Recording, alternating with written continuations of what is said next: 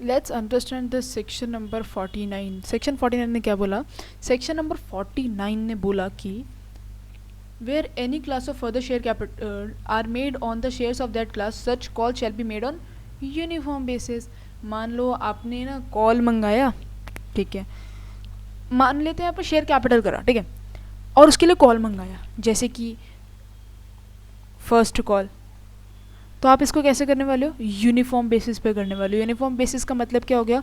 Uniform basis मतलब कि सबसे सिमिलर अमाउंट आप लेने वाले हो, ठीक है। सेक्शन नंबर 50 पे चलते हैं। सेक्शन 50 क्या कहते हैं?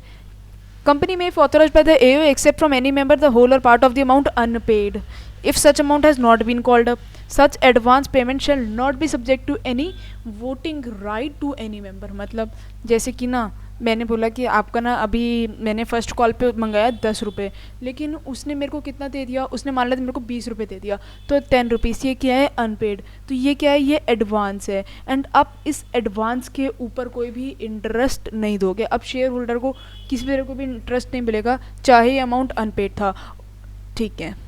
आगे चलते हैं। Section number 51। सेक्शन 51 ने क्या बोला?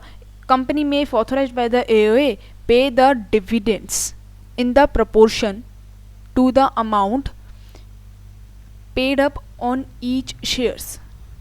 मतलब कि जैसे कि पेड अप कितना है? जैसे मान लेते हैं एक शेयर था 10 रुपीज़ पेड अप,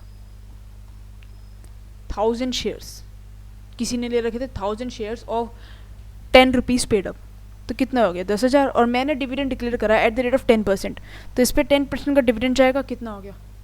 1000। तो entitle to 1000 only, entitle to rupees 1000 only the company में if authorised by the AOA pay the dividends in the proportion to the amount paid up on each shares. जितना अभी तक आपने payment करी, मान लेते हैं अभी भी इसमें से 90 रुपये आना बाकी है, लेकिन 10 ही पेड अप है, तो डिविडेंड भी 10 पे मिलेगा, पूरे 100 पे नहीं मिलेगा, क्योंकि 90 रुपये अभी लेना बाकी है।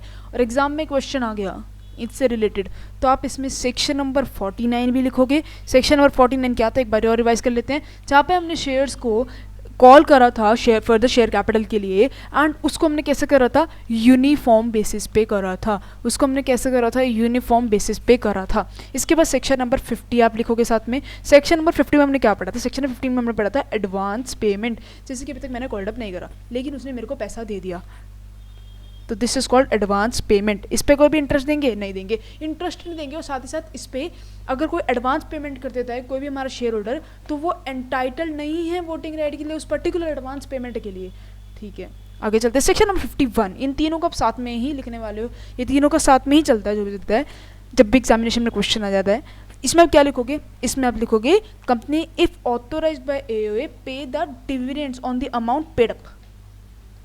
ओनली जितना आपने कितना करा, पेड अप करा, उसी पे आपको डिविडेंड मिलेगा। ऐसा नहीं है जो कि अनपेड अमाउंट उस पर डिविडेंड दे देंगे, not allowed. Thank you very much.